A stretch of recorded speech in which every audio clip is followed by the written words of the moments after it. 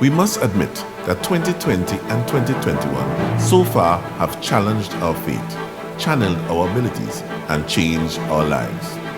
But have you ever wondered what this past year has been like for our frontline essential workers and first responders? What do you really think happens behind the scenes that our normal citizens are not aware of and that we'll never have a clue about? Well, today we go in depth into the life of the national security and bring you up close and personal with members of our protective services and law enforcement as they share their experiences, expectations, and emotions while on the front line and during this COVID-19 pandemic. Coming up, we chat with the prison service, the fire service, the police service, and the defense force, which includes regiment, Coast Guard, Air Guard, and Defense Force Reserves. And lastly, we speak with the Office of Disaster Preparedness and Management, the ODPM.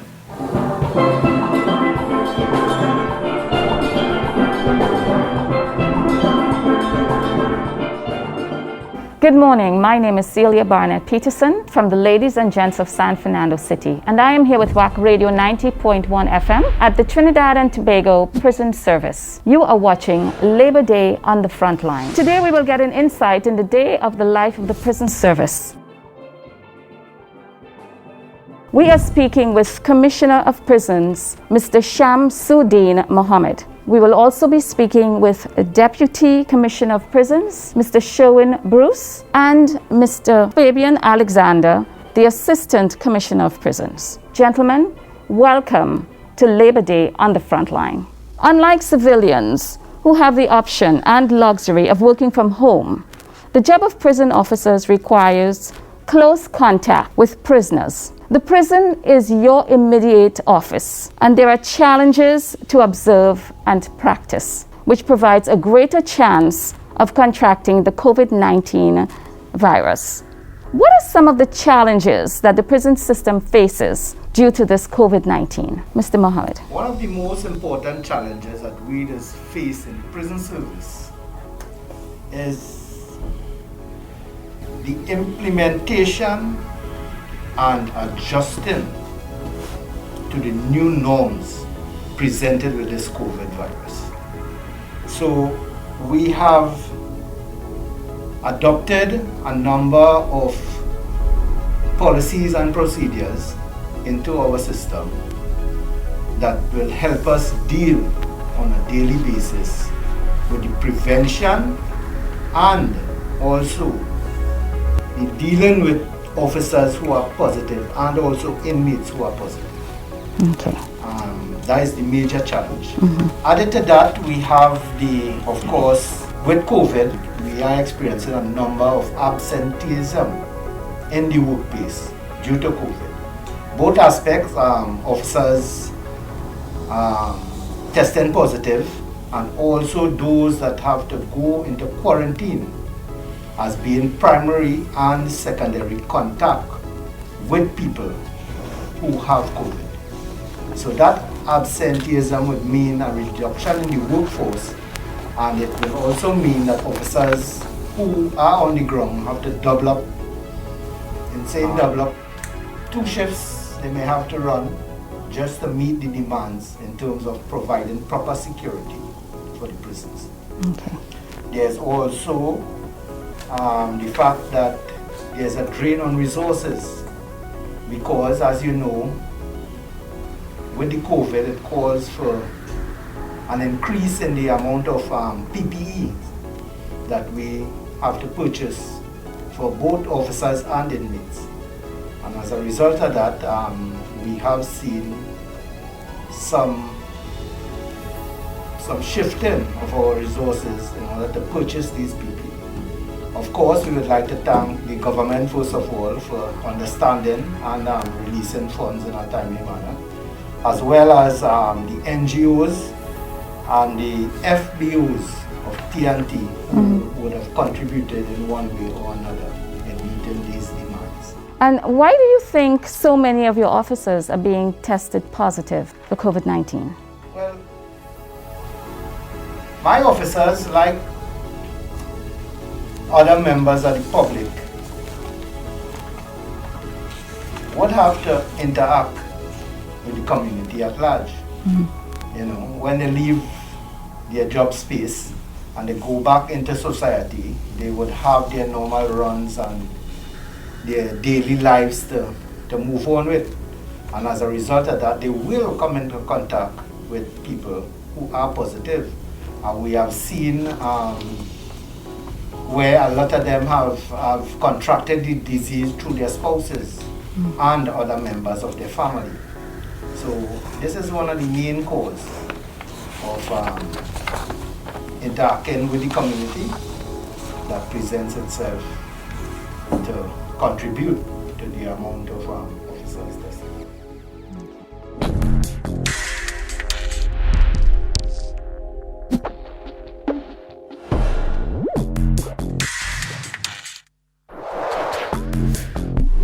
Officer Alexander, since your officers come in contact with inmates on a daily basis, how often are they tested? Officers are, as pursuant to the standard national policy, they are not tested if there are no signs and symptoms. Our policy is, once an officer shows any sign or symptoms, that is, fever, cough, sore throat, runny nose, chills, they are advised to visit the local health facility. Once the standard of treatment is that the officer is given a quarantine certificate so that he is removed from the job for a period of 14 days, then that is accepted by us and the officer moves on. If, however, the officer is in contact or was in contact with other officers and these officers are now primary to him, we have taken a decision that those officers will be separated from the job for at least 7 days. That is, if the officer who initially was given the quarantine certificate is found to be positive for COVID-19, then the primary contacts are further tested. But we would have already separated them from the service for 7 days. So that is a prevention measure or a protocol that we have established that has worked quite well. Okay. And it has shown a dramatic decrease in the number of officers who could possibly have been infected and continue the infection amongst other officers and also inmates. Right. And also in the public. Yes.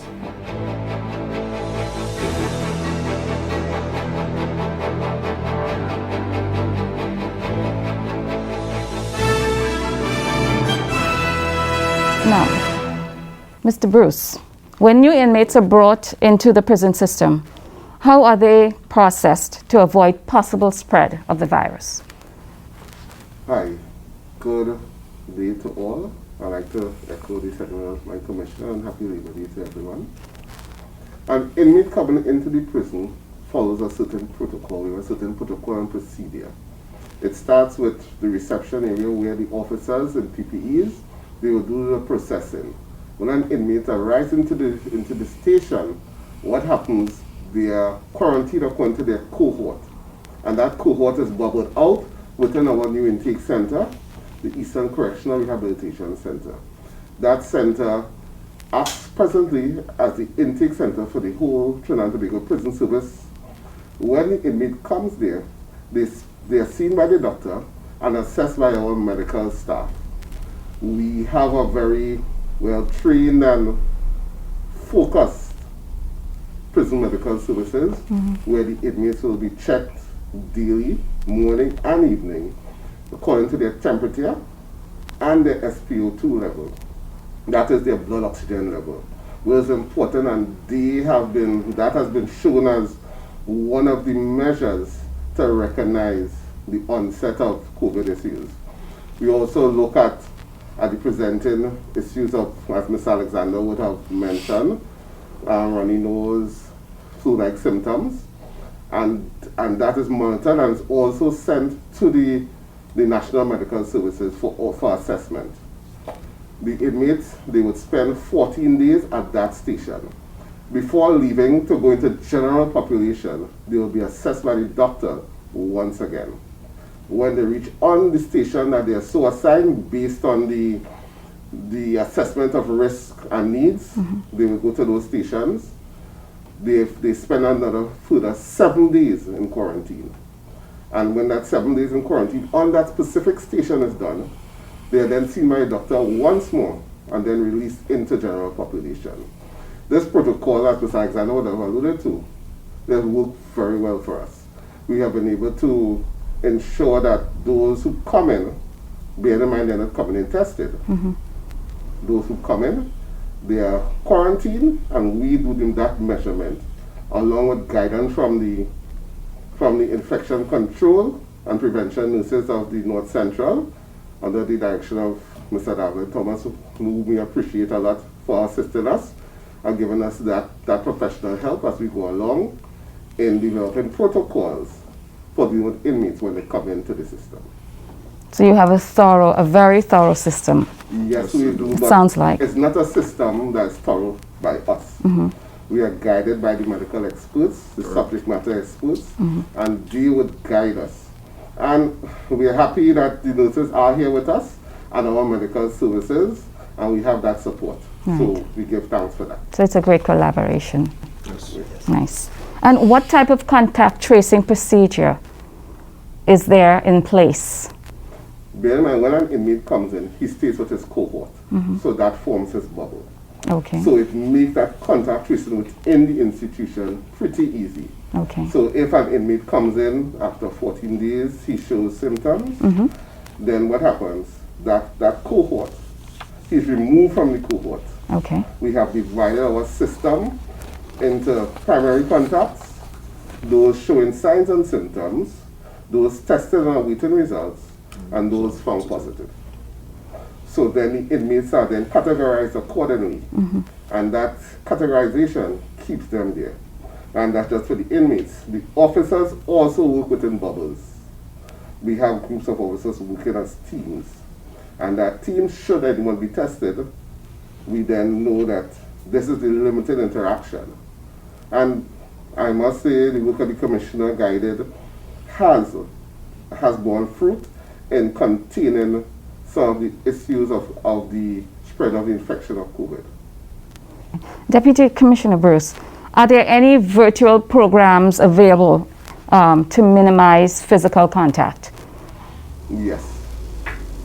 COVID, some people would say COVID has brought with us new challenges. But for the Trinidad and Tobago Prison Service, it has offered us new opportunities. So virtual programs, they have started. Virtual programs, but before these virtual programs, we look at virtual visits. The recognition that an inmate must have that support. So we'll have the virtual visits, and that continues. YTEP would have started our first virtual session, and we'd like to give thanks to them. The YTEP, we also have with us DMAD, and we have Anna. We'd like to invite you all to tune in to Rise Maximum Radio, the Trinidad and Tobago Prison Service Radio. Okay. For the Father's Day celebration, we would be having Father's Day celebration. So where family members would call in and give their regards, and we also have some of our persons, incarcerated individuals. They would also have the opportunity to record a greeting and play it on Rise Maximum Radio so the families could hear. We try at all levels, knowing that the inmates, they're not here to stay. They're just passing through. They're just passing through this, as we would have said, our gated community. So we continue with that, and we have the virtual visit, virtual courts, the commissary system, and the family no longer has to come.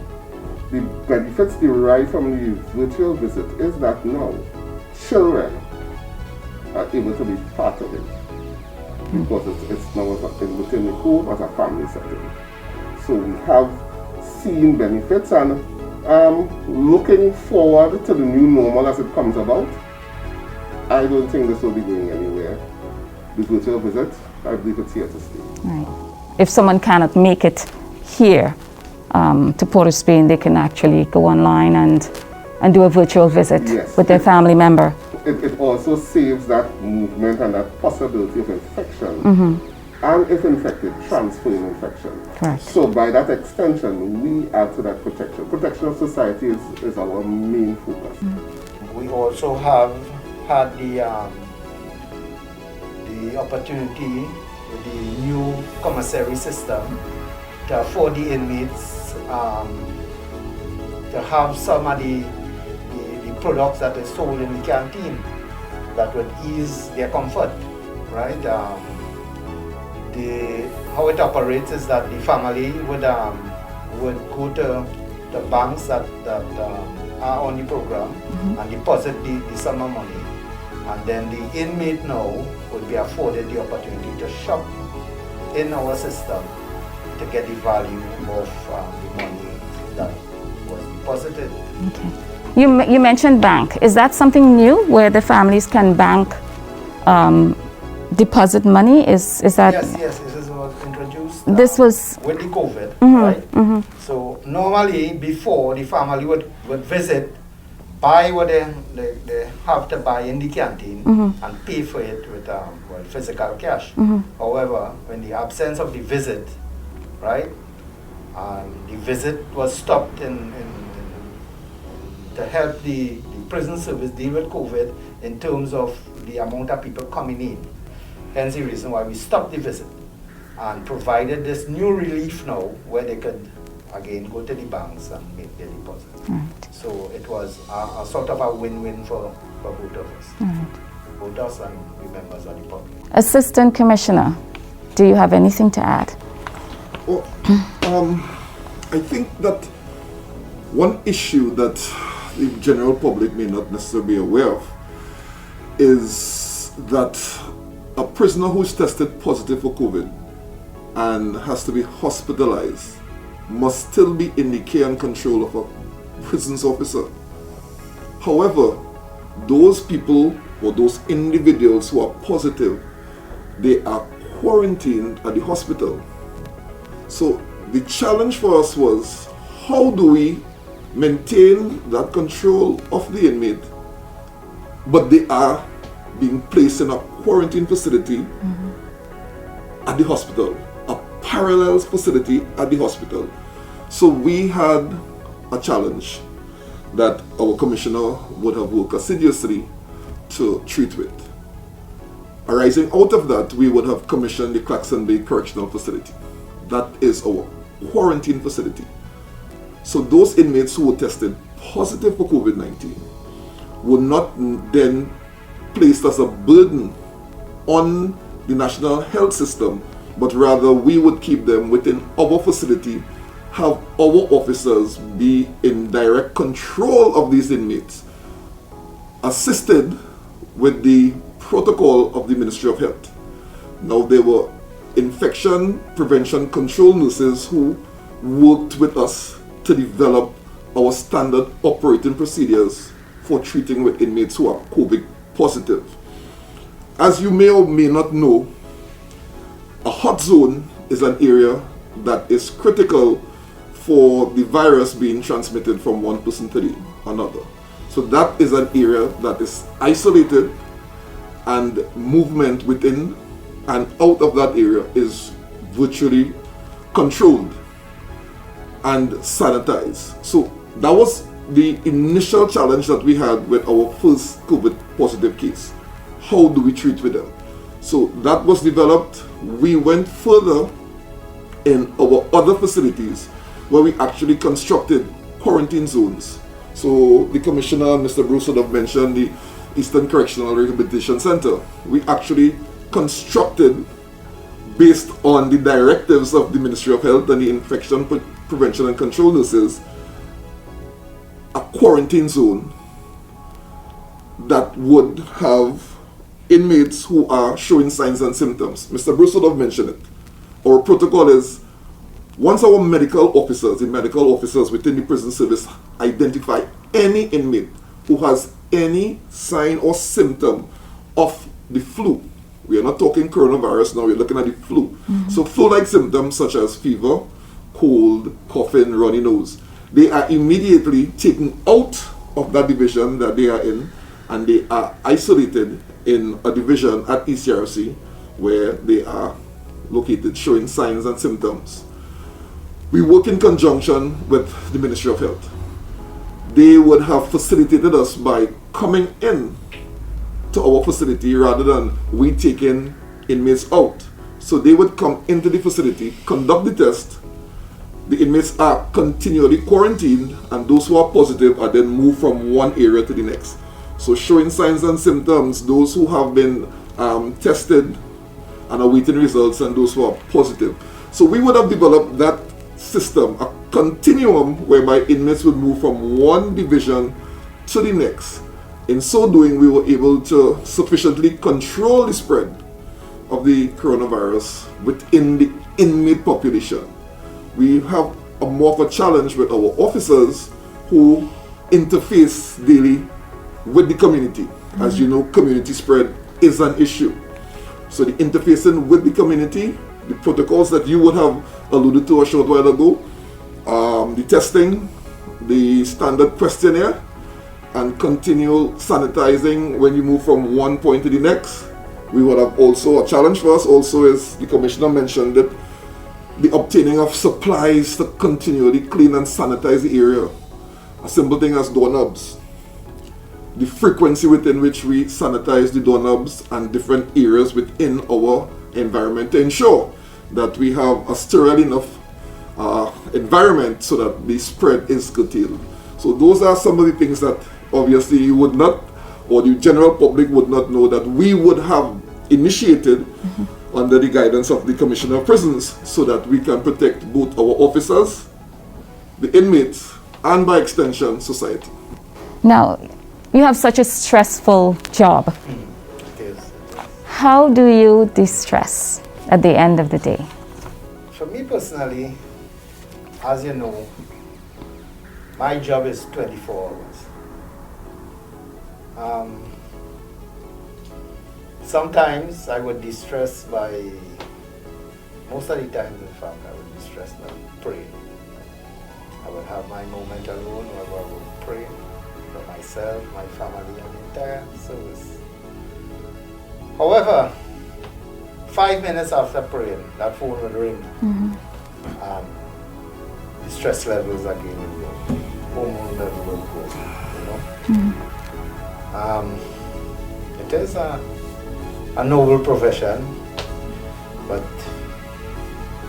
to say de-stressing per se is a luxury that I am, as the Commissioner, is not afforded by the numerous challenges that I just face on a daily basis, you know. But I do try with my morning cup of coffee, you know, with reading the papers, taking all the good things, you know, maybe a little laughter, something like that, you know, but it's just far and few in between, because as I mentioned before, I have the entire organization on my shoulders, and I intend to carry it about with some dignity and some passion, proud to be where I am. You seem passionate. You seem passionate about what you do, and that's admirable. We thank you. Commissioner, Deputy Commissioner, Assistant Deputy Commissioner, I want to thank you all for allowing us to see your side and to see your life. It has been a pleasure, and I thank you and the Trinidad and Tobago Prison Service. And I just want to wish the nation a happy Labor Day on behalf of the Trinidad and Tobago Prison Service and my officers. To you all out there, have a safe one. Happy Labor Day, everyone.